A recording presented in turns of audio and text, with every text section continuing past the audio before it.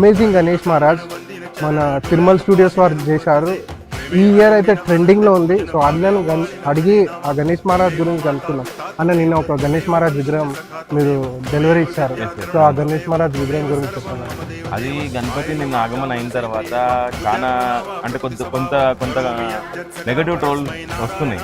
అది ఆ గణపతి ఎందుకు గణపతి రూపంగా లేదు, అసలు గణపతిని ఎవరైనా ఇట్లా చేస్తారు అని చెప్పేసి అది అర్థం అవుతలేదు పబ్లిక్. యాక్చువల్గా అది గణపతి 29వ అవతారం, సింహావతారం అంటారు దాన్ని. ఆ కాన్సెప్ట్లో మేము డిజైన్ చేసాం దాన్ని. అది చాలా మంచి రీచ్ వచ్చింది.